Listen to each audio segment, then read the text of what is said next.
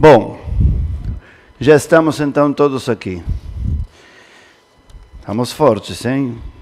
Comparado com outros ticunim, a essa hora estamos muito bem. Eu não sei se foi a sopa, foi o conteúdo, eu acho que são vocês. O que queremos conversar agora entre todos nós e todas nós é como fica o judaísmo e Deus depois do 7 de outubro. Então, estão vendo que este é um painel de uma pessoa, mas não é. É só o que parece, um painel de todas essas pessoas juntas. Eu vou trazer alguns modelos de como ficou, em outras situações, a fé judaica diante da tragédia. Mas vão pensando, vão sentindo. E podem trazer suas reflexões também. A partir de agora, este também é o painel da transição. Então, isso é uma mistura de painel, palestra e shiur, ou seja, uma aula rabínica. Depois, os colegas farão outras, e haverá intervalo daqui a pouco da dança, e depois de nigunim, e depois chegaremos ao amanhecer. Então, força aí. Espero que todos tenham dormido boa siesta. E se alguém não sabe o que é siesta, nem diga que não sabe o que é siesta. Aqui os argentinos vamos explicar. Siesta é a sonequinha da tarde. Muito bem. Então, como é que quando nós nos perguntamos como é que fica Deus e o judaísmo, a pergunta vem ao redor de dois grandes assuntos. A respeito de Deus, é a pergunta diante da tragédia. Onde está Deus? Como funciona Deus? Hoje mesmo as pessoas estavam dizendo, isso é um milagre. Os 4 resgatados no meio de uma população com possibilidade zero de sucesso. Zero. Os poucos detalhes que vão saindo à luz mostram a dificuldade. Aí você vai descobrindo que era impossível e quase não tem sucesso. Os 3 estavam numa casa e ela não estava numa outra.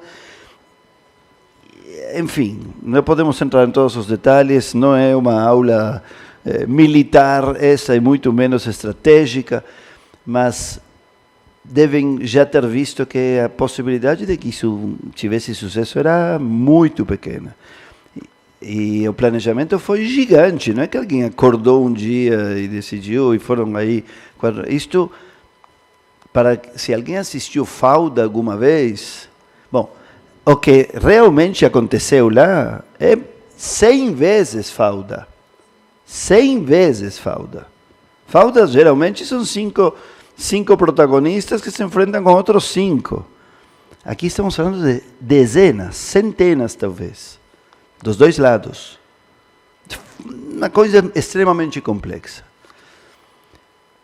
Então, muitos dizem, milagre. Agora, quando as pessoas dizem milagre, é impossível não dar 3 passos atrás e dizer, momento, como assim milagre? E os outros 120 não tem nenhum milagre. E se morriam, íamos dizer que o milagre saiu mal, que Deus errou um pouco. Não é tão Deus, é um pouco Deus. Alguma coisa não soa bem. Mas, por outro lado, não tem explicação. Então, dizemos milagre. O mesmo acontece muitas vezes diante das tragédias. E o positivo vai dizer, poderia ter sido muito pior. Claro que tem Deus. E o negativo diz, não tem, porque olha o desastre que é isso. E o intermediário, que está no meio, diz, tem aí alguma intervenção divina e não sei explicar. E tem um eclipse divino e também não sei explicar. Apareceu há pouco tempo na imprensa israelense a esposa de Aryeh Deri. Sabem, Aryeh Deri é o líder do partido Shas. É o partido ultra-ortodoxo mais forte. Tem dois, um Ashkenazi e um Sefaradi. O Sefaradi é um pouco menos extremo na religião. Estou falando, nenhum dos dois é muito de direita nem muito esquerda. São ultra ortodoxos, são os que vão de preto. Os sefaradis, alguns poucos deles servem no exército e têm profissões normais. Os Ashkenazim, não, são todos somente da yeshiva. O líder do grupo sefaradi se chama Aryeh Deri, e ele é muito mais ativo no governo. A esposa dele apareceu há pouco tempo nas notícias dizendo: ninguém vai pensar que o 7 de outubro foi feito pelos Hamasnikim. Como assim? E se não, por quem foi? Por Deus. Ela falou isso. E ela não fala nenhuma palavra senão autorizada pelo establishment masculino, obviamente. E isso de onde saiu? Out of the blue. Acordou uma manhã e disse uma coisa assim. Ela sozinha pensa isso, o marido pensa isso, o rabino de Shas pensa isso. Não, essa é uma teologia. Existe uma teologia um modelo teológico diante da tragédia que diz, que se chama Mipnei Chatainu.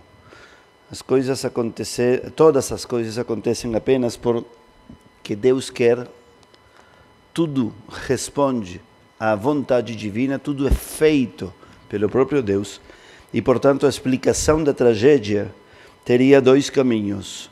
Ou Deus vai ter depois, ou as coisas vão se esclarecer depois, se elas têm uma razão, ou simplesmente são um castigo divino por algo errado. Na época da Shoah, houve grupos ultra-ortodoxos que desenvolveram essa teologia e disseram que o pecado foi a assimilação. Outros disseram que o pecado foi o sionismo e outros disseram que o pecado foi o reformismo.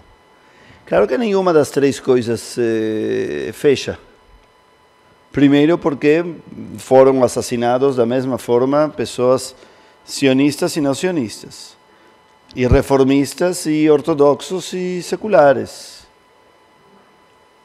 e pessoas afastadas do judaísmo como pessoas muito próximas do judaísmo. Então, nenhuma das três faria sentido.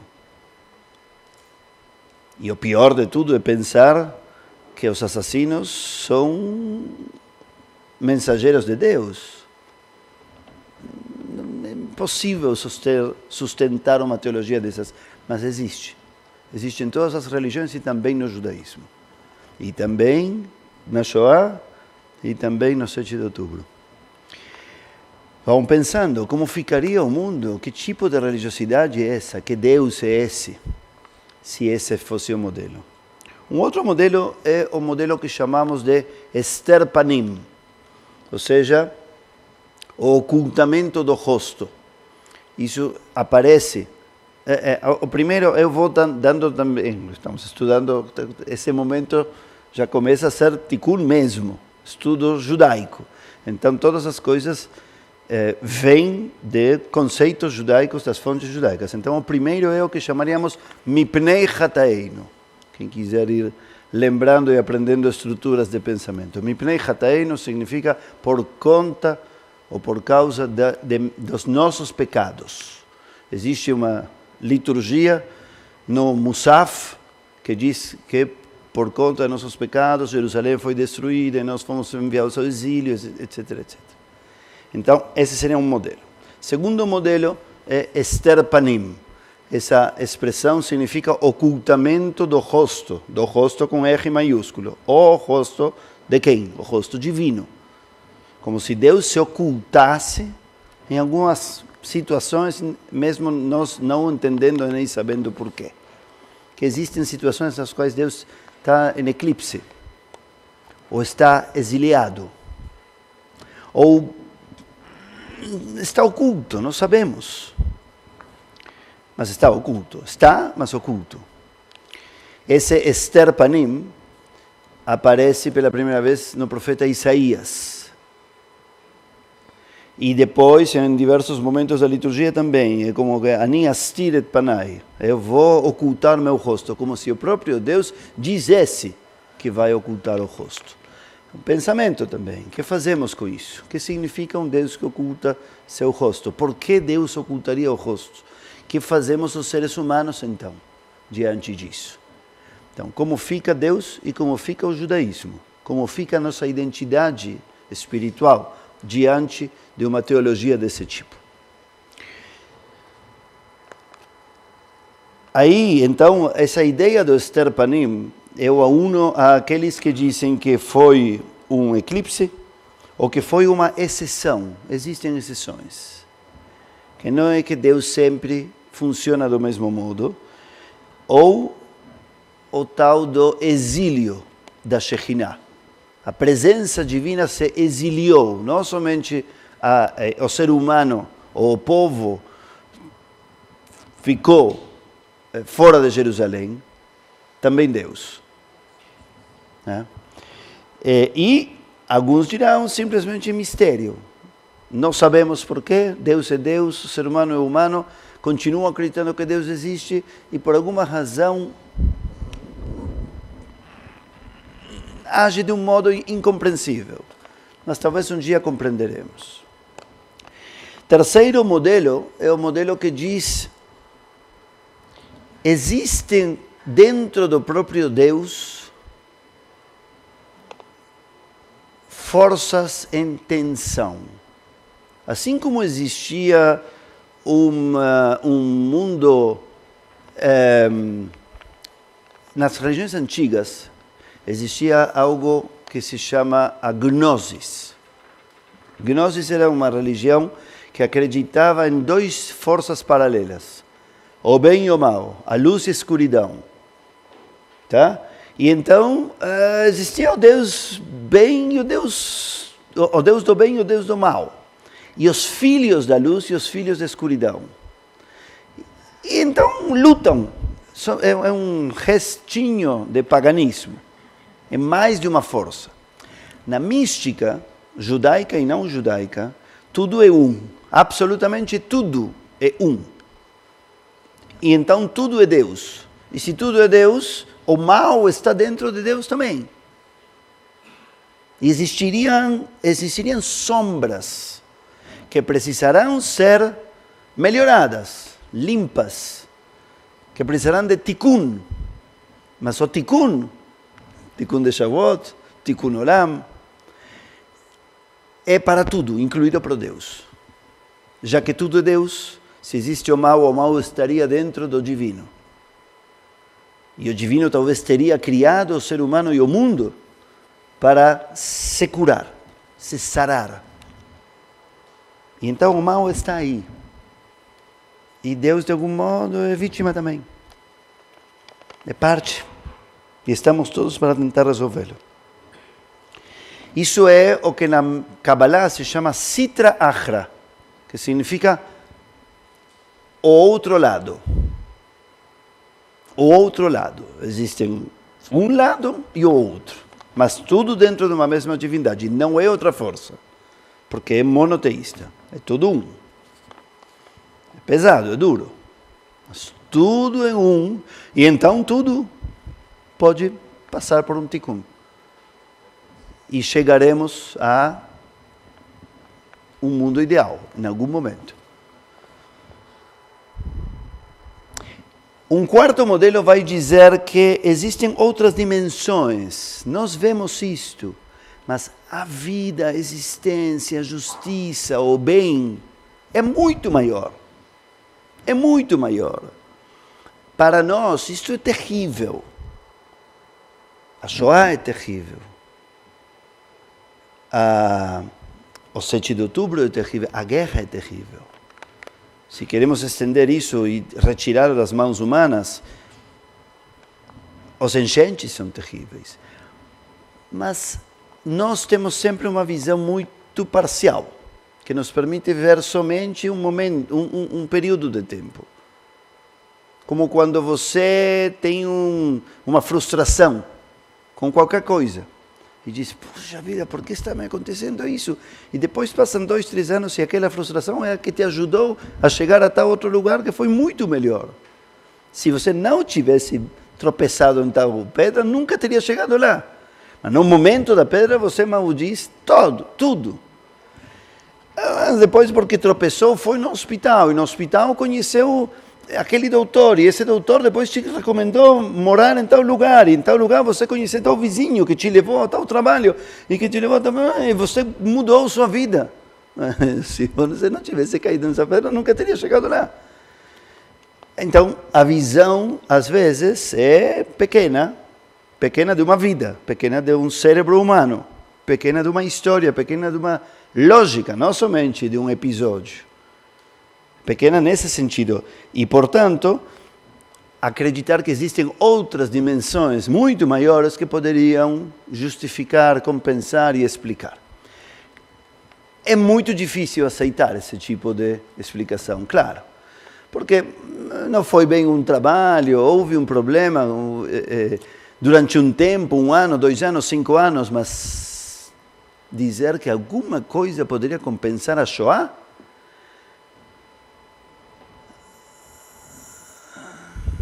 É muito complicado. Muito.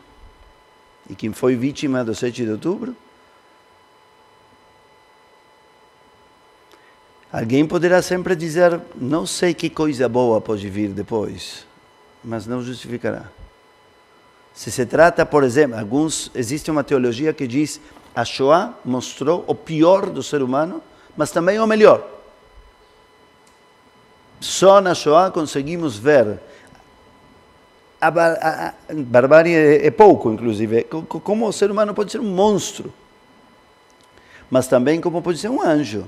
Houve muitas pessoas que podiam ter se salvado perfeitamente, uma e outra vez, e escolheram ajudar outras pessoas, entregá-lo tudo para outras pessoas, a própria vida também. Janusz Korczak e tantas outras pessoas, tem inúmeros casos, inclusive de não-judeus também, não somente de rabinos que ficaram para ajudar a sua comunidade, ou de professores, ou de filhos, ou de pais, ou de avós, ou de vizinhos, mas tem muitos casos. E no 7 de outubro também, muitos, cada vez se descobrem mais, de pessoas que não tinham nada a ver, e se colocaram lá para poder ajudar. E isso não teria sido... Elas não sabiam que eram capazes disso, a não ser pela tragédia. A tragédia lhes permitiu agir desse modo.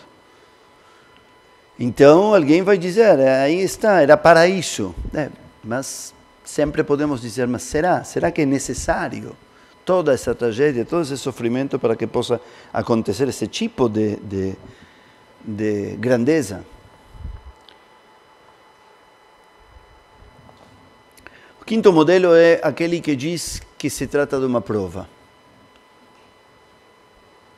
Que tudo, absolutamente tudo que existe na vida, tudo que vivemos, não tem um valor em si mesmo. Nada. Tudo é prova. O que você tem, o que você não tem, o que você experimenta é uma oportunidade para ver como você é e como você pode ser. Exemplo, eu me esforço muito em fazer uma prova de matemática quando sou adolescente. E aí vou bem, eu vou mais ou menos bem, eu vou muito mal. E tudo isso não interessa, nem a prova de matemática, nem se estudei, nem se tirei 10, nem se tirei 5. Senão, como sou? Tudo é para ir desenvolvendo, no meu caso a Rubem, e no teu caso, cada um a si próprio. Tudo. O sucesso, o fracasso, os amigos, os inimigos, os que se transformam, tudo. E então, é como se estivéssemos numa peça de teatro. E é quase um jogo isso, que a vida, o cosmos, joga com a gente. Como se depois de tudo, termina, limpamos o ketchup e nos encontramos todos a tomar uma cerveja e observar como foi quando você estava aí, sofrendo, quando você estava... É para ver como você é. E para que serve ver como você é? Porque todo o objetivo de toda a vida e toda a criação é a evolução humana e o desenvolvimento da pessoa. Então você por momentos tem, e por momentos não tem, o que for. Força, dinheiro, prestígio, respeito, conhecimento, amor, e tudo isso tem e não tem por momentos, para ir vendo o que acontece com você e como você reage. Todas são oportunidades e provas. De novo, poderíamos nos perguntar, mas isso seria justificável?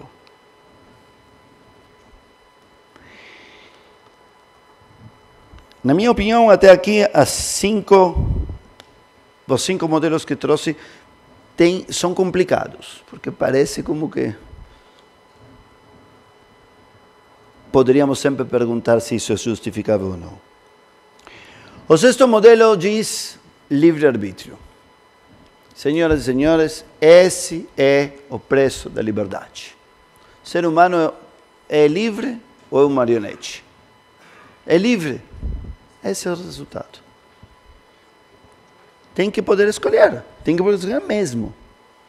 Eu lembro que quando, em diversos momentos de minha vida e minha análise deste tipo de coisas, há muito tempo, eu perguntava às pessoas que defendiam o livre-arbítrio, mas é imprescindível que a liberdade chegue até a ação. Não poderia ser livre para escolher, mas não para executar. Então eu escolho que vou te matar. E não consigo. Então depois sou castigado porque tentei, porque escolhi matá-lo. Mas ele não tem nada a ver com isso, porque ele tem que sofrer por isso. O que me explicaram alguns quando eu fazia esse desafio a mestres que tive, não dá. A decisão termina de ser tomada através da execução. Muitas vezes estamos até o último segundo decidindo. A decisão em si mesma ela é a execução. Então precisa da execução. Mas aí, o que acontece com tua liberdade? Essas seriam as regras de jogo do livre-arbítrio. Então, se a pergunta aí é, e Deus? E Deus não pode? Pode, mas renuncia a intervir, a fazer qualquer coisa para que o ser humano seja livre. E o que acontece enquanto isso? É cúmplice Deus. Aguenta. Bom, aí vem muitos textos judaicos também, que dizem, não, Deus é vítima também da própria criação. Onde estava Deus no Shoah? Chorando, enterrando irmãos, filhos e pais e morrendo também. Ou Deus foi exiliado por nós. Nós expulsamos ele com as ações humanas.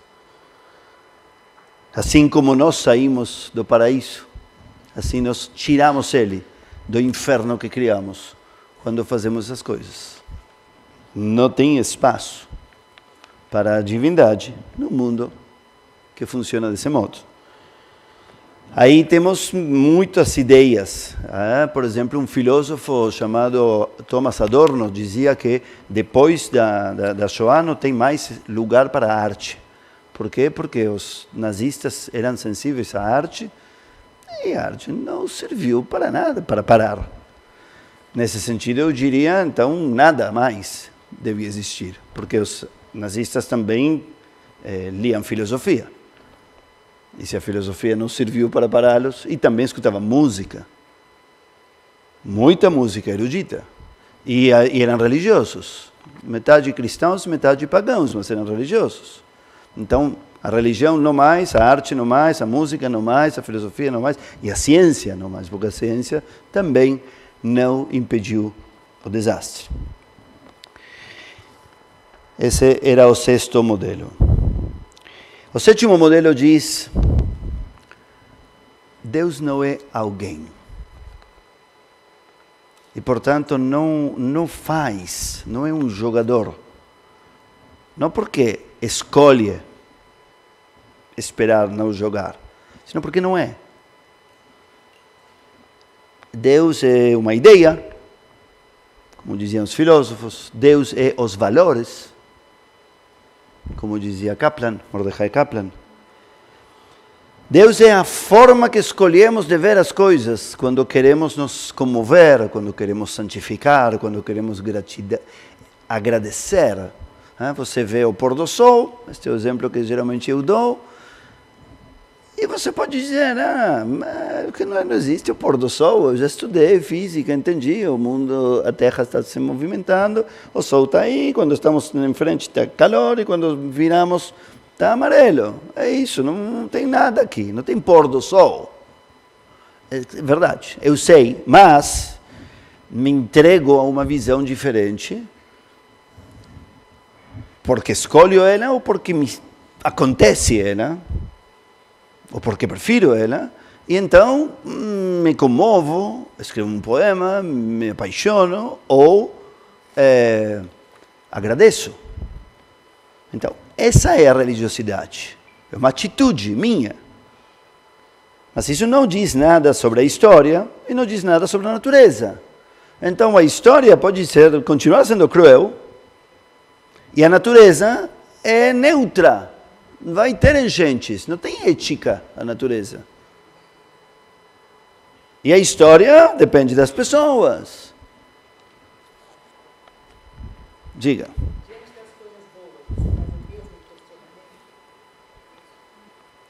Esta é uma boa saída para as coisas boas, para poder explicar o bem. O problema é para explicar o mal.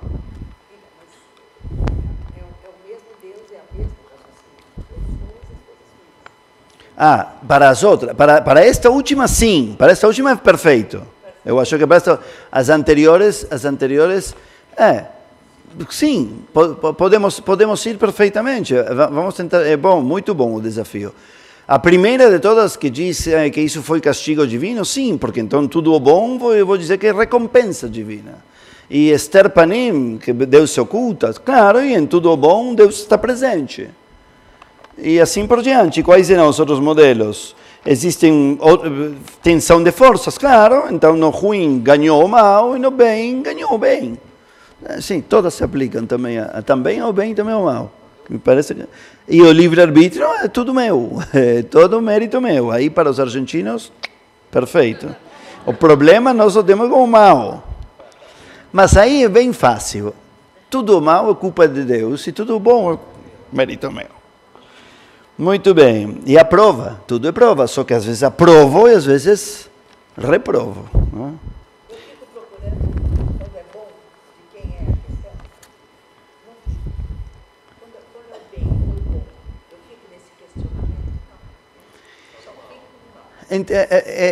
Eu acho que essa é um ótimo desafio.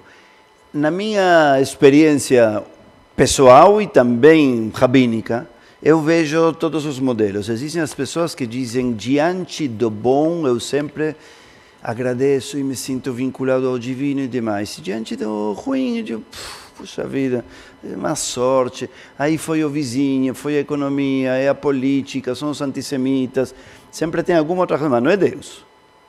Então, o bom, milagre.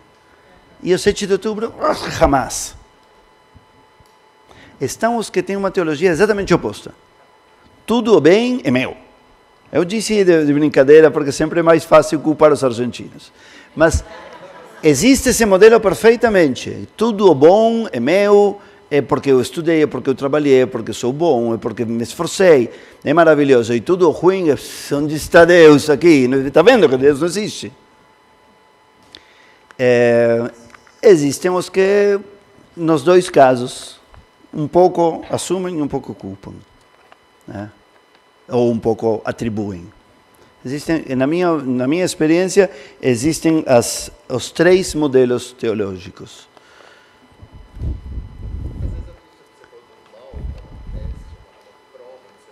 Fala um pouquinho mais alto, Dando mal, tipo, a gente toma conta, está passando por isso, você é um teste, uma prova. Que depois que você passa por aquilo, você vai ter uma versão melhorada de você mesmo. Né? Entendeu? Então aquilo tem uma causa. Como você falou, eu caí, machuquei, mas depois eu tive algo. Ah, no mal haveria isso. E no bem? Mas no bem também. No bem também. No bem. E tudo no fim vai passar, né? A frase do Salomão ali, né? Tipo, quando tem momentos que É. você não pensa, vai passar, entendeu? E quando tá na alegria, aproveita que também ela vai passar. Então, aí, segundo isso, segundo essas teologias, o 7 de outubro é para esperar. Ou é para escolher que é meu e que é de outras forças.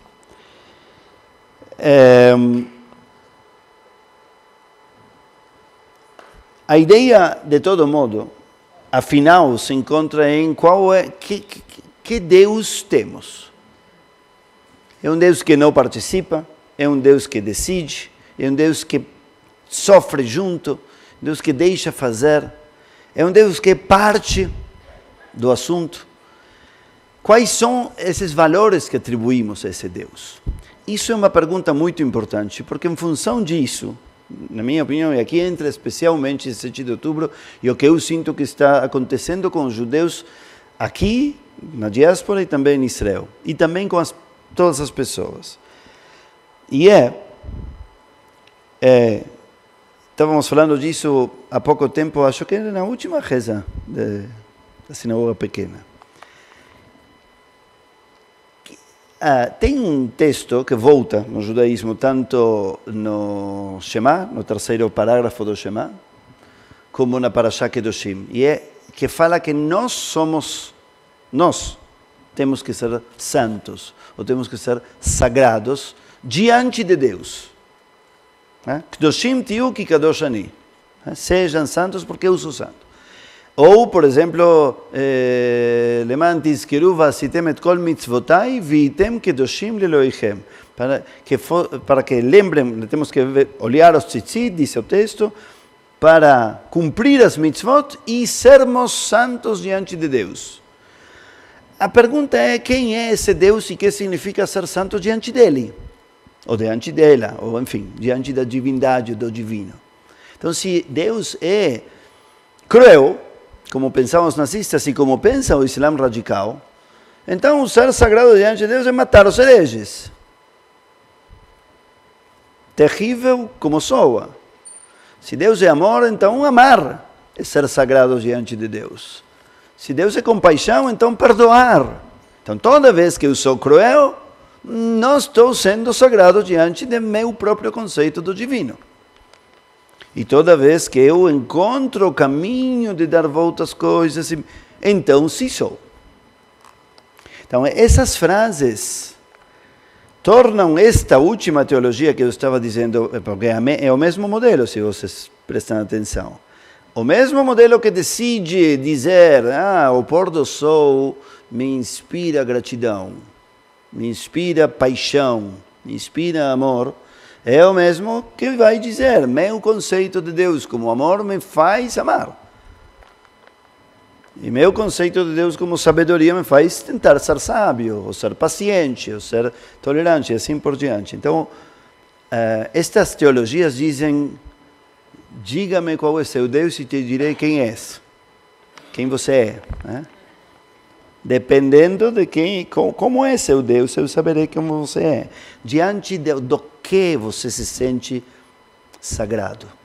De qual standard? Qual é o standard que te olha? Heschel dizia que a pessoa religiosa é alguém que se sente olhado por Deus o tempo todo. O tempo todo. Não somente quando está na sinagoga. Quando está no mercado. Quando está discutindo. E quando está na guerra.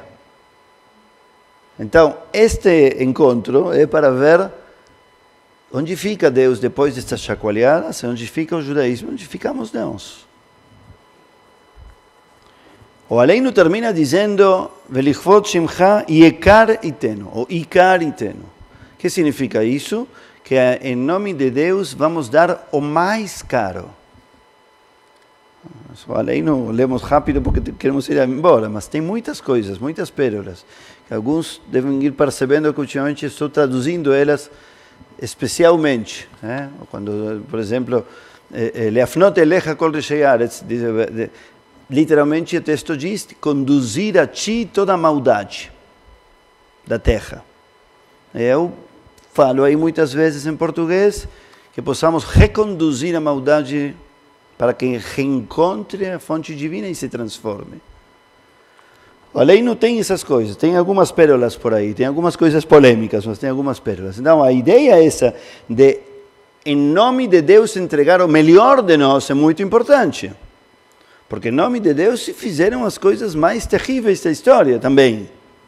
Então é isso. Quem é esse Deus que queria queimar pessoas na fogueira?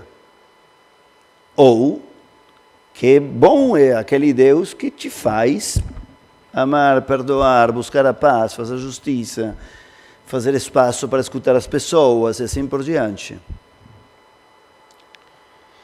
Enfim, afinal de contas, existe um oitavo modelo que diz simplesmente, terrivelmente, humildemente e corajosamente, não sei. Não, parece uma brincadeira, mas não é. Viver na consciência de que não sei e não tenho como saber, mas mesmo assim não sou indiferente. Porque eu poderia dizer, eu não tenho a mínima ideia, vou viver a minha vida e ponto final. Não. Esta é uma aceitação inquieta da limitação humana. Que diz, eu não sei, nunca vou saber, e mesmo assim vou tentar o melhor de mim, vou buscar Deus todos os dias. Mas continuo não sabendo, talvez nunca vou encontrar, mas minha vida vai se dedicar a buscá-lo. É um modelo.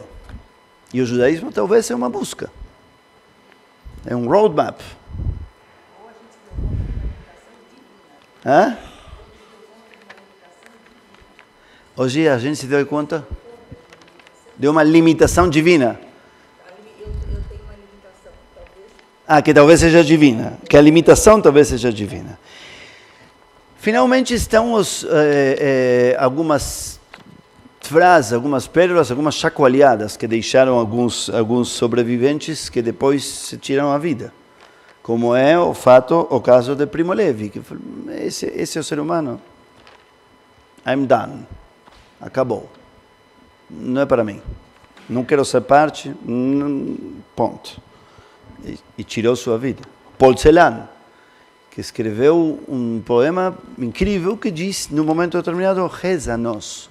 Ele diz a Deus que Deus reze a pessoa. Assim como nós rezamos a Deus, que Ele reze a nós, que Ele tenha fé na gente, porque a gente não tem fé na gente. A gente não consegue acreditar mais no ser humano. Mas Deus, que pode tudo, talvez pode acreditar em nós. Então que Ele acredite. Eu vou acabar comigo. E acabou com Ele mesmo.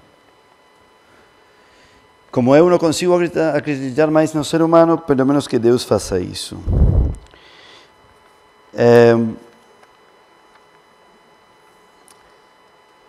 Como falamos, existe Eliezer Berkovich que diz que a Shoah e as tragédias nos trazem a oportunidade dos paradoxos, do pior e o melhor do ser humano. Irving Greenberg disse que as tragédias nos obrigam a trazer todo o divino, toda a religiosidade para a vida, para o cotidiano. Tirá-la da sinagoga. Colocar o divino, de novo, no mercado, no hospital, na rua, etc. E esse é o grande desafio. E se querem algum versículo para isso, na própria Torá, encontramos que o próprio Deus diz: "Vasuli migdash v'shachanti betocham." Façam para mim um santuário para que eu possa viver em vocês. A ideia não é que não viver no santuário. Façam para mim um santuário para que eu possa viver em vocês. Então, o santuário talvez não é uma construção de concreto. É algo nosso. Se tornem divinos. Façam espaço no mundo. Se a Shoah, o 7 de outubro, e essas atrocidades são a expulsão do divino, então, que será convidar o divino a conviver com a gente? Esse talvez é um modelo de judaísmo que deveria surgir depois da tragédia. E o último modelo que eu queria trazer aqui é de um colega anacrônico, né? Não poderíamos ser colegas pela idade. Emil Fackenheimer, um sobrevivente da Shoah, rabino reformista, que desenvolveu a teoria do mandamento número 614. Sabem que são 613 mitzvot. Ele diz que existe uma mitzvah número 614 depois da Shoah, que é tudo o que a Shoah perseguia, tudo o que a Shoah, ou seja, o nazismo, perseguia, queria acabar, queria aniquilar, se torna uma mitzvah principal. Uma nova mitzvah, todo junto. Então, se a intolerância, se o racismo, se o supremacismo, então, se a assimilação, enfim. Tem muitas pessoas que depois do 7 de outubro, com isso vamos terminar, pelo menos o que eu tinha para trazer para vocês. Tem muitas pessoas que depois do 7 de outubro começam a dizer, bom, e agora é tempo de estar mais na sinagoga, ouvir mais a comunidade, ou aumentar minha contribuição com a CIP ou com qualquer outro lugar. Pode ser Betel também, não se preocupe. Ou a partir de, eu já escutei, a partir de agora eu vou colocar tefilim todos os dias, ou vou comer kasher, ou vou comer um pouco mais isto ou aquilo. Claro que não estou para julgar ninguém, nem para dizer isso é melhor, isso é pior. Muitos dizem que tem a ver uma coisa com outra. Que você queira se identificar mais, que queira ser voluntário em Israel, posso entender. Que queira conversar com muçulmanos, posso entender essas coisas, mas o que você vai comer vai mudar alguma coisa da vida do quê? Eu acho que a ideia de Emil Fackenheim poderia talvez se aplicar a que pensemos quais são aqueles aspectos do judaísmo que deveriam ser enfatizados depois do 7 de outubro. Existe algo lá que vale a pena, que tenha sido chacoalhado e que por isso tenha que ser reforçado a partir de agora? Ou é simplesmente todo junto? Talvez se trata de conhecer mais o judaísmo, vivê-lo mais intensamente, porque já que é tão difícil, já que é tão arriscado, já que é tão perigoso ser judeu, então pelo menos que vale a pena, que faça sentido. Né? Ou talvez se trata dos valores humanos que estão faltando por aí. Mas então, toda a guerra e tudo o que acontece agora é complicado. Então, qual seria? Me parece que essa é talvez a reflexão para terminar esta parte do Tikkun. Quais partes do judaísmo seriam esse mandamento 614 para nós, no século XXI, depois do 7 de outubro? Quais? São rituais? Um ritual específico? Acender a vela? Ou é acender a vela com uma kavaná determinada? É pensar, sei lá, forte muito na humanidade perdida os líderes do Hamas. Ou não, isso não tem saída, então pensar na minha. Que eu possa me manter humano e não odeie, sei lá. Se tratará de ter fé, de ter força, de ter mais, de educar de algum modo, de ter mais compaixão, de se manter mais humano. Qual é? Esse mandamento 614 me parece que é talvez o grande finale dessa reflexão. Perguntas, dúvidas, sugestões?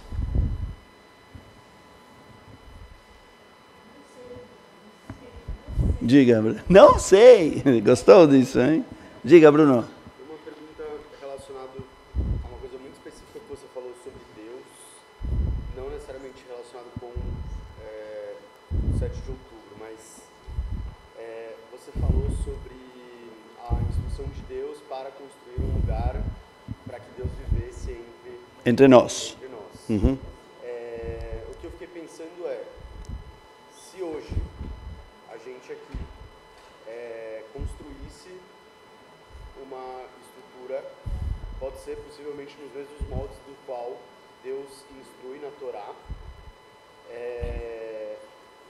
a gente estaria cumprindo uma mitzvah ou a gente estaria adorando uma imagem?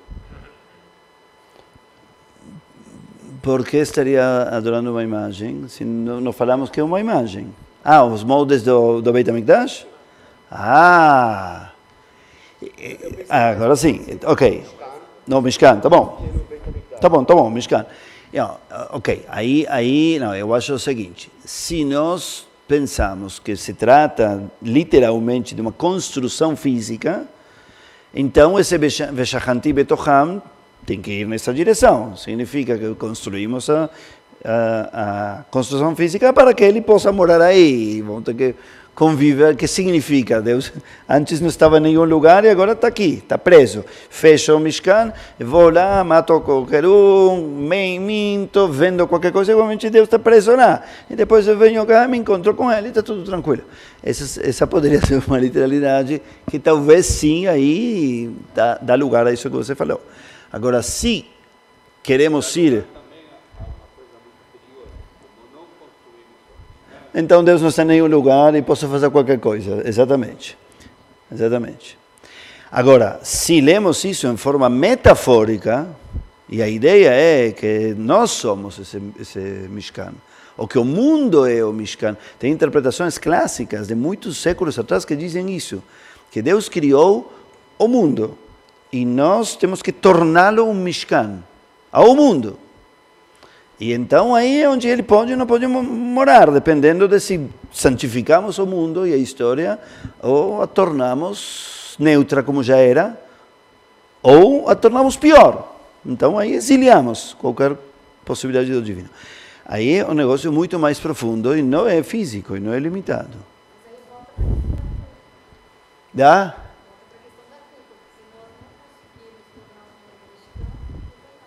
Sim, mas a culpa está ótimo.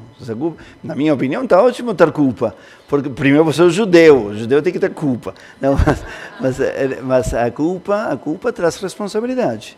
Lembrem sempre que Édipo, ao invés de dizer, bom, afinal de contas, meus pais e eu fizemos tudo para que não aconteça o que o oráculo falou. E aconteceu de todo modo. Não sei se lembram a história de Édipo. A história de Édipo era que ele tinha dito ao oráculo que ele ia matar o pai para ficar com a mãe.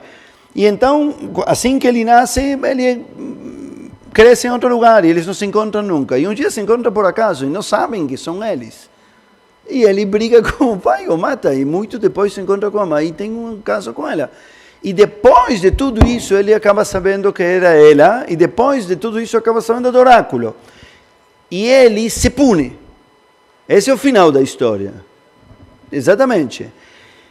E alguns interpretadores dizem, ele se pune porque ele prefere a culpa para poder ter responsabilidade, para poder ter liberdade, e não se limpar da culpa dizendo, não é culpa minha, isso, eu não sabia, e dois, estava predestinado, o oráculo já falou. Ele não quer fugir, ele prefere a culpa para ter liberdade. Então a culpa é pesada, mas traz liberdade. É a prova de que você podia fazer diferente. Não precisa se chamar culpa, poderia se chamar responsabilidade, enfim. Temos que parar, porque tem dança, tem outro shiurim, tem outras coisas, aí os colegas estão fazendo todos os sinais com razão. Então, vamos pegar nossas cadeiras, todo mundo para lá. Obrigado. Obrigado.